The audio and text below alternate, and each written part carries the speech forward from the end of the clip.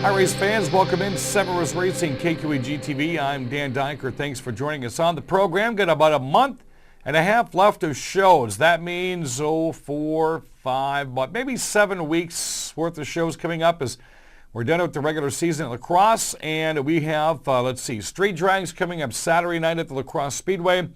Then we have the 4 and 6 cylinder 200 lap enduro coming up on September 3rd.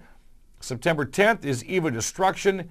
We have a couple of weeks off, and then the big Oktoberfest, 47th annual Oktoberfest coming up at the La Crosse Speedway. And I'll let you know right now, OktoberfestRaceWeekend.com is the website to find as the rules get posted, Camper Village, and all the activities that go on besides the racing during Oktoberfest. As we normally do on the program, each and every week, we take you back to the action that happened on the track with video footage, courtesy of the fine guys we have working here at KQEG TV, and we're going to take you back to La Crosse Speedway. Double features again at the La Crosse Speedway. Here comes feature number 1. Ty Majeski, lucky number 7 for Ty. Saturday night, used his row 7 starting spot to his advantage twice to take his 8th and 9th 2016 feature wins at La Crosse Speedway. As we show you that feature right here. This is number 1. Steve Carlson picked up his 13th runner-up of the year. Cohamelin takes 3rd. Well, that's because Ty Majeski won race number 1. I do want to let you know, Jesse Posick, he's going to be running as Rookie of the Year next year. He ended up taking 4th. Adam Degenhardt started 9th and rounded up the top 5.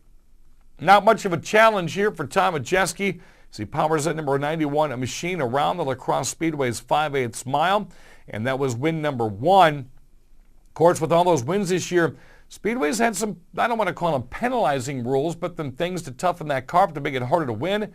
A lot of weight, and where the weight distribution goes pertaining to the race teams really hasn't affected Ty too much this year, and you'll see Ty Majeski win number 1. To the second feature, now he started 12th in that one. This one, let's roll the tape on that. He started 14th and worked his way up to the top spot. Got the lead with about 7 laps to go. Adam Degenhardt was not going to give up that lead. Took Ty about 3 or 4 laps to finally get past the 0-3, and Degenhardt had a very strong showing this year. I had a great write-up in the La Crosse Tribune this week on his 3rd place finish in points, as he told us earlier this year he was going to run for a full season, and he capitalized, taking 2nd. Interesting to note, Steve Carlson. Shame on Steve Carlson. What a horrible race. Terrible race for Steve Carlson. His worst finish of the year was last Saturday night. He finished 3rd. Now that says a whole lot about a guy that has 13 runner-up finishes, a couple feature wins, and we talk about his worst feature being 3rd. That's simply outstanding. I don't know, no matter how you cut that one across the board. And again, the top 3, Majeski, Degenhardt, and Carlson. Sportsman feature, it was a first-time win for the 0-3, the Silver Slingshot. That would be Jeff Thompson. He worked his way through not 1, but 2, but 3 different cautions, glancing up every now and then at the scoreboard. He was primarily wondering where the 8, the 14, and the 20 were, as the 22 of Brad Worthen had taken the night off. And in the end, it was Jeff Thompson getting a very impressive win. He does beat out Nick Clements, who did finish 2nd. Maybe a couple more restarts. He may have caught Jeff, as Jeff told us. His tire was actually going flat with about 2 laps to go. When they got to the weigh scale, it was completely flat. So luckily enough for Jeff Thompson, enough air stayed in that tire when the checkers dropped. I'll tell you what, to Justin Berg, Brian Hesselberg, Devin Schmidt, they were on the top 5. And Justin Berg ran a heck of a race in that 75, not giving up the way to Nick Clements too lightly. To the Thunderstocks we go. Caution, the name of the game. 5 cautions these drivers had to go through. Andy Moore passes Jason Shadow in the last lap to get the win. Shadow led 10 of 15 laps before Moore powered his way around turns 1 and 2 and beat Schaller to the line. Also, let's roll the street stocks. They went caution free. Yeah, 20 of them working their way through. You had guys spinning on the corners. You had Al Bartles going through Lake Speed. Didn't matter. The caution stayed in the pocket. We were green flag all the way through. Keith Larson got his first win of the year. Dakota Miller, the number 7 car, liked the way that thing looks. He ends up taking 2nd. There was a couple of challenges for that top spot that Miller had given. Thomas Farah, your point leader, Taylor Dobbs, and Al Bartles, they round out the top 5. Next up with the street stocks, it's going to be a championship night for the street stocks. I'm going to make sure I get my notes right here because I want to say it's during the Enduro. It is. Saturday, September 3rd, the Street Stock Championship will be held. It's down to Taylor Dobbs, John Aaron, and I think Al Bartles. It's going to be very interesting to see what happens there. Also that night, during the 200-lap Enduro, the minivan class will be back out. We had 11 entries into that class earlier this year. Eva Destruction tickets are on sale now. Eva Destruction, the September 10th showing of at the La Crosse Speedway. Stop at any auto value parts store. Adults get $2 off their admission, get $1 off the student and kids tickets. And again, that is right now. Gate prices the day of the event obviously will be different according to how much money you can save. So get to your auto value parts stores as quick as you can. We've got Street Drag Saturday night brought to you by Premier Powder Coating, and we've got a couple of more of those September 9th, and then the 300-foot Nationals coming up in mid-October. When we come back, Chuck Deery is going to join us in the program. We're going to talk about 2016 in a whole and get you ready for the 3 special shows and fest. That's coming up next on Seven Rivers Racing. Whatever your perfect temperature, you'll enjoy consistent comfort with the heating and air conditioning systems homeowners rank #1. American Standard Heating and Air Conditioning. Carey Heating and Air Conditioning, your residential specialists, providing Coulee Region families with perfect indoor weather all year long. Call for your free estimate today.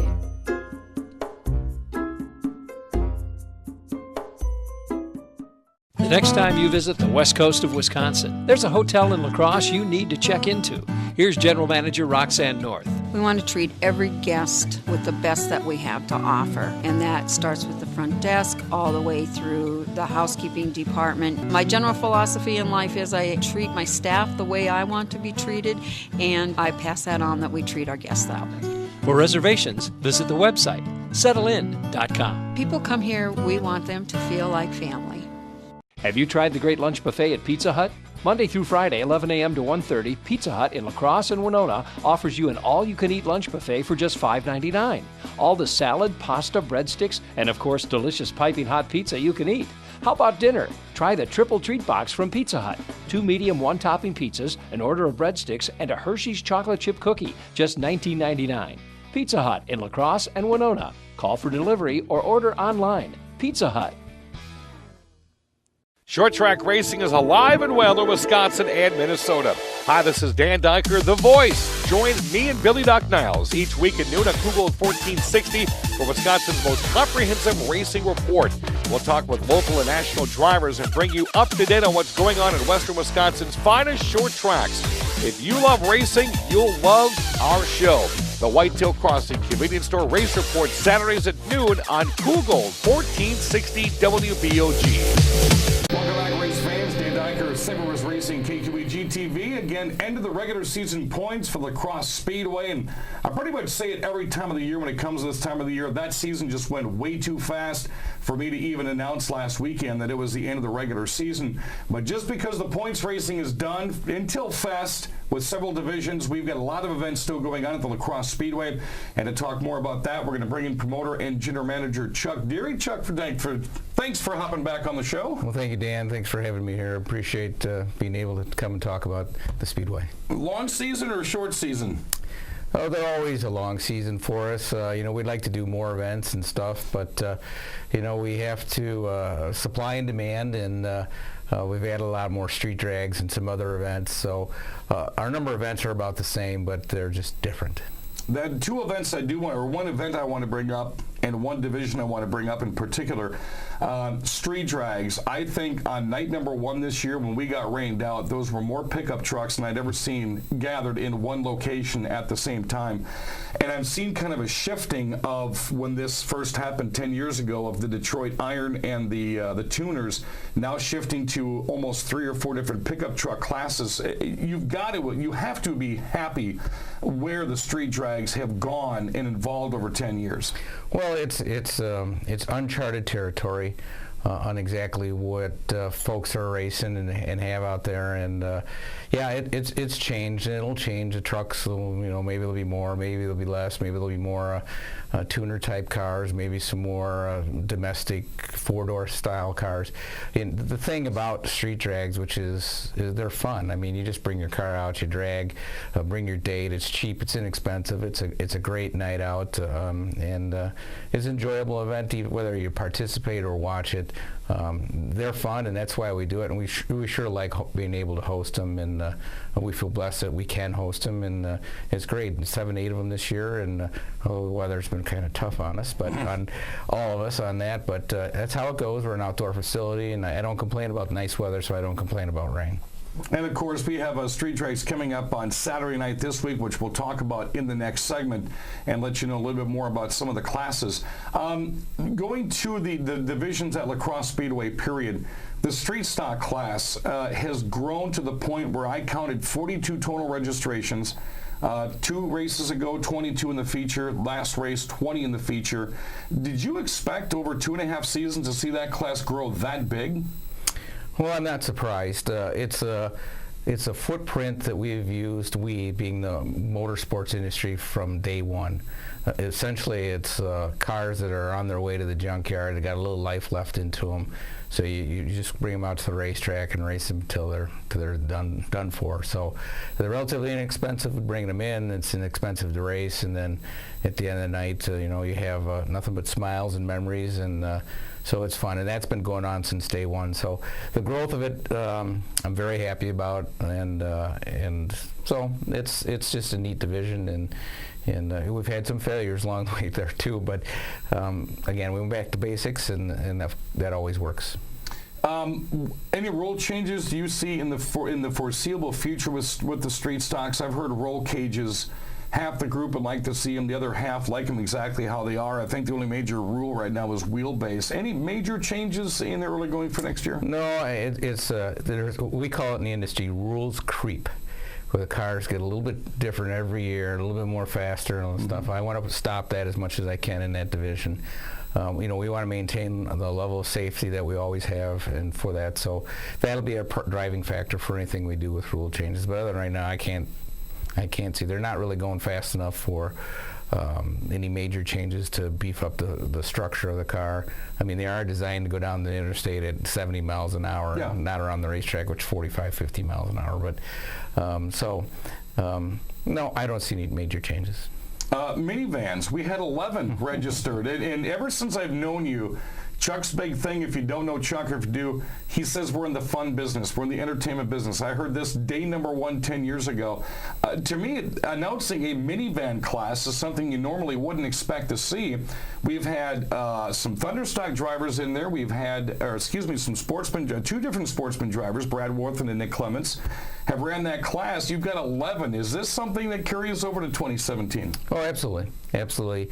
And I got to credit to, I have a buddy that runs a racetrack out east, and he suggested that we try it, and again, it goes back to what kind of cars are about on their way to the junkyard, and all the manufacturers made a lot of minivans, so there's a lot of them out there.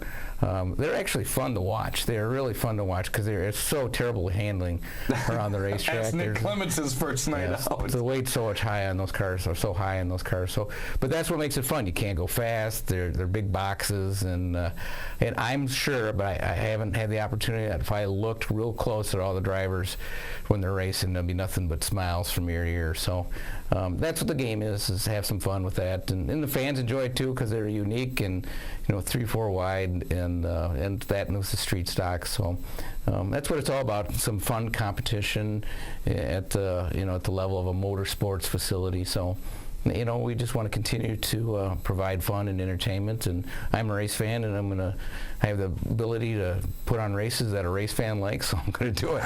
So that's how it goes. Chuck Deery from Crosse Speedway joining us. Overall car counts in the other 3 main late model sportsmen and Thunderstocks. We saw a surge about halfway through the season of up to 5 different Minnesota drivers that came on board. A lot of them with Great Northern Sportsman Series have listed the Crosse Speedway as their home tracks after they were racing in Minnesota for many years. And I've heard from 4 that are going to be running for Rookie of the Year at lacrosse next year, possibly up to about a dozen. You had to have been happy with where the sportsman class went this year. Yeah, we are very happy with bringing in some outside drivers that come in. It's interesting that the other racetracks around us that have that similar type of car have cut back on their schedule. So those guys have an opportunity to race another track, and we welcome them. We know maybe it'll be full-time next year, or maybe not, who knows. But it's neat to see drivers from other tracks come in and compete against our guys and our local guys. And it makes for great racing, good camaraderie down the pits for the most part. It is a competitive sport, and so it's been good. I'm very happy with that, and we'll see what 2017 provides, but I don't see any downside to it. Late models, I think probably over the past couple of years, several nights of 18, 19. I know a lot of tracks can even boast to have 25 to more than that, but late models and Thunder stocks, your feeling on numbers this year? The late models, I'm not surprised. The economic pressures to field a team are still there, and so it's a little bit tougher. So you see, there's a lot of cars that are out there, a lot of cars that race with us, but they just don't race consistently. Right. And that'll probably improve a little bit in 2017. We are making some minor rule changes to allow some of the tour cars, a tour of other cars in the area to come in and race with our guys. So I am going to be a little bit confident about a good car count for the 2017 late model division. Thunder stocks, I have been pushing for years to try to get more, although we're doing okay. And I'd like to see trucks being brought in because they're rear wheel drive, full frame cars, which is what a Thunder stock is, the old cars from the 70s and 80s and stuff that have rear wheel drive and are full framed. And so I'm trying to get more trucks to get into it, but we'll see how that goes. And but that division will be around in 2017, and the good folks that at Auto Value are behind it, along with our street stock. So we're happy to have them on, and they like it. So onward with them. Any of the new divisions, just kind of sit back, wait and see, because if it's up to Chuck, he's going to bring in whatever he can to have the fun crowd that we've seen so far this year. We're going to take a quick break. When we come back, we've got some big events still to come at the Crosse Speedway, of course, culminating with the 47th annual Oktoberfest race weekend. We'll kind of pick Chuck's brain a little bit about that and some other events coming up next on Seven Rivers Racing. Short track racing is alive and well in Wisconsin and Minnesota. Hi, this is Dan Diker, The Voice. Join me and Billy Doc Niles each week at noon on Google 1460 for Wisconsin's most comprehensive racing report. We'll talk with local and national drivers and bring you up to date on what's going on in western Wisconsin's finest short tracks. If you love racing, you'll love our show. The Whitetail Crossing Convenience Store Race Report, Saturdays at noon on Google 1460 WBOG. Have you tried the great lunch buffet at Pizza Hut? Monday through Friday, 11 a.m. to 1:30, Pizza Hut in La Crosse and Winona offers you an all-you-can-eat lunch buffet for just $5.99. All the salad, pasta, breadsticks, and of course, delicious piping hot pizza you can eat.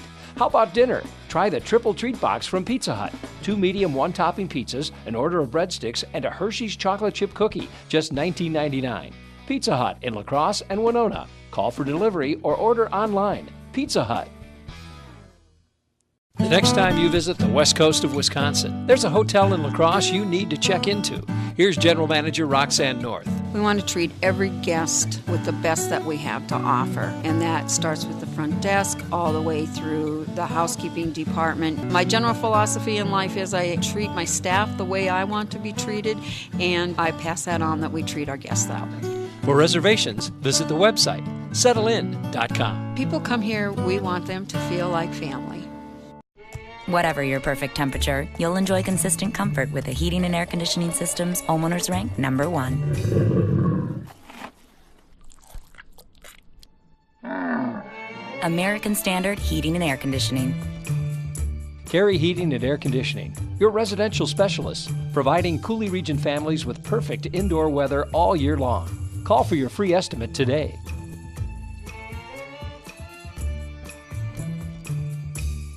Welcome back one more time. Seven Rivers Racing, KQEG TV. I'm Dan Dyker. Alongside of me this week is the promoter and general manager of the La Crosse Fairgrounds Speedway, Chuck Deery. Still got some big events coming up. If you didn't get a chance to catch the show on TV this week, Chuck also joins me Saturday from noon to 1 on Kugel at 1460 WBOG, where we have a little bit more time to talk about some of the things we were discussing on the show this week, car count numbers and other events coming up here at the Speedway. You know, one more thing I did want to add, I was generally surprised, being at the Speedway as long as I have, the numbers of people that turned out, thank you to the weather, for Smash-A-Rama and the Trailer Race of Destruction. I mean, that Smash-A-Rama, I don't think I've ever seen over 4,000 people attend that. We had to have been close. Trailer Race of Destruction, we had almost 25 entries this year, which you usually see in a couple of weeks for EVA Destruction. So the bigger shows have been simply outstanding, both well attended on the track and in the grandstands, and with great weather I wouldn't see why EVA Destruction couldn't be that big. Amen. Yeah, it's you know, the EVA is I think this is our 28th year, 27th or 28th year running the EVA Destruction. So it's well established. It's an event that people look forward to. We look forward to it. They're a lot of work, but then when it's all said and done, and hearing the crowd cheering and seeing all the fun stuff that goes on, it's a great event. And we're very lucky to be able to host it. And you know, I have to throw my kudos over to Roger Van Dalik at Wisconsin International Speedway, who did it the year before we did it, and we just copied him. So thank you, Roger. And so it's been a very good event for us. And again, the fans like it, we like it. It's nothing but fun. That's going to be coming up September 10th for EVA Destruction, and I found out this week that if you go to any area auto value parts store, you're going to save on your adult general admission ticket. You can get $2 off for the adults, $1 off your student and kids tickets. Those are going to be on sale effective right now at your area of auto value parts stores. And again, I want to thank them for the sponsorship of the Street Stocks and the Thunder Stocks this year. Coming up here in 2 weeks, this has been going on for quite a while. It used to be a part of Oktoberfest on Sunday, if my voice would let me allow to do it, but we've just the past couple of years, we've ended the regular season with a 200-lap 4-cylinder and 6-cylinder enduro, and minivan classes are going to be running, and then the Street Stocks Championships going to be running that night. I've had a lot of people out of this state ask me about this one this year. I expect a huge crowd from Minnesota. This has turned out to be pretty well on before Fest, isn't it? Yeah, it falls on a good weekend. I believe that's Labor Day weekend. I think it's Labor Day. Well, whatever weekend it is, they all run together for me.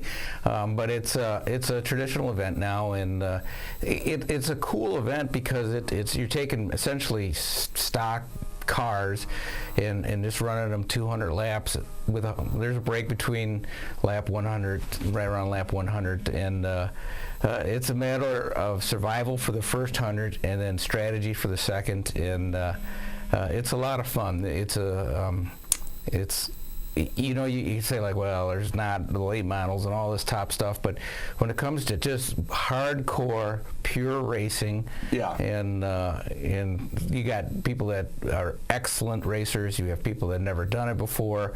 We have a couple of radio stations that are going to be involved in it as well, so it's going to be a lot of fun, and it's just a unique event, and we're looking forward to it every year.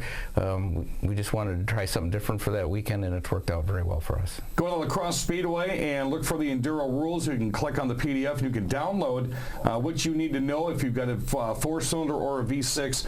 Again, that's going to be 7 o'clock with some of the awards we're going to be doing, like the prettiest car at the beauty contest, I think it is what it is, and then everything getting underway at 7:30 under the lights. So make sure you got your calendars for that. Last part of the segment, do want to talk about Oktoberfest. This is, I tell you, it's just a phenomenal event year after year after year. Whether you're in the campgrounds, whether you're actually watching the racing going on. 47 years now. You guys are all, well, are you ready for this one? I mean, obviously, there's a lot of different parts that have to fall in that you don't have any control over, like outside divisions coming in. Well, it is a great event. It's one of the top ones in the nation, and I'll say it all the time. We're blessed to be able to put something like that on. It requires about 10,000 details to host an event like that. When the tours come in, they're a piece of cake because they're self-contained. There's 17 divisions running over the 4 days, and we have to be responsible for about 12 of them. So maybe it's 10 of them. I don't remember, but it's a combination of anything and everything that races up in the Midwest at one location for one race event, and it's unique amongst racing. And it's a lot of fun. And for the management side of things, if everything goes smooth and the races get done on time and it goes as scheduled, what a great reward. As a fan that comes there, holy cow, do you get to see a lot of great racing, a lot of different cars, different divisions. If you're a competitor, like if you finish in the top 10, it's a notable thing to put on your resume, or notable for the crew, because there's some intense competition. So, we have a dedicated website, the Oktoberfestraceweekend.com. You can see the schedule and see all the things that go on with the camping and the after race parties on Friday and Saturday. Thursday we've added a champions party for our weekly racing. Something different, something new every day, and the only sad thing part of it is I got to work it, otherwise I'd be going to it. And it is kind of a luxury. I mean, announcing that, I get to see what I see. Obviously the mind is going to mush throughout 4 days because there's so much racing, but you get the guys like Majeski. He says this is one thing they want this year. The Battle of Sodders goes back to several years ago when they got into it. The Danny Fredericksons, even some of the newcomers that come out. I mean, that 200-lap race on Sunday is the crown jewel. And then even if you go to the Champions Reunion, I got to meet a guy last year that brought in his car that was a track record holder, fastest car ever at the Daytona 500 from years and years ago. And, of course, Marv Marzofka's there, Tom Ruffner's there, and just some of the stories, I think, when I roam the grandstands of, I remember back in 1985, or I remember 5 years ago, and it's the fan and some of the champions that are there. I think that's the best thing I take out of Fest are the stories of what it was and what it is today. Yeah, and that's part of it and stuff too. And in that vein, we get a lot of pressure from upper echelon drivers that want to come and race it.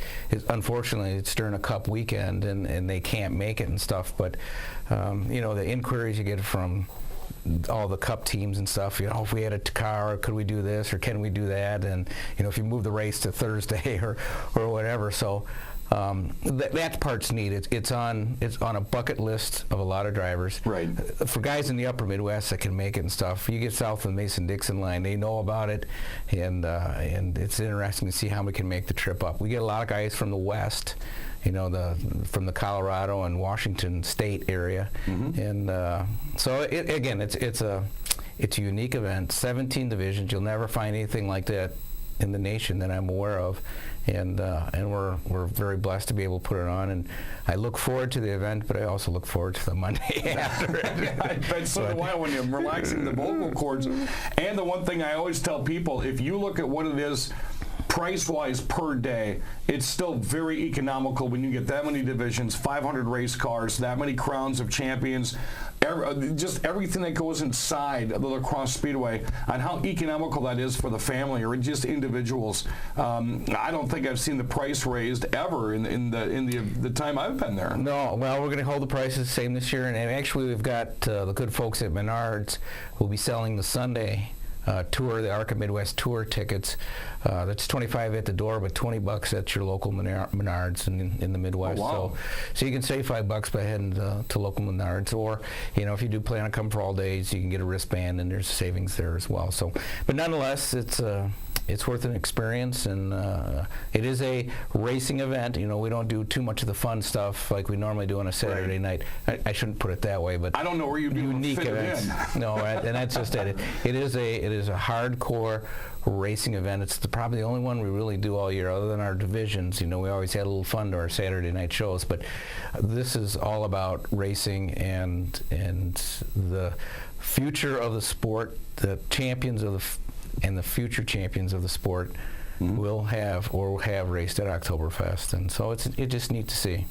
And again, you can go to OktoberfestRaceWeekend.com. All the information is there for you. Rules, ticket pricing, camper village. If you want to maybe try to get a reserved spot, which I know that's like trying to get Green Bay Packers season tickets. That thing is just hard to do year after year. All the information is right there at OktoberfestRaceWeekend.com. You can also find them on Twitter, also at LAX Speedway. They're going to be bringing out a lot of stuff in the next month to get you ready for Oktoberfest. I do want to remind you, street drags are Saturday night, this Saturday night.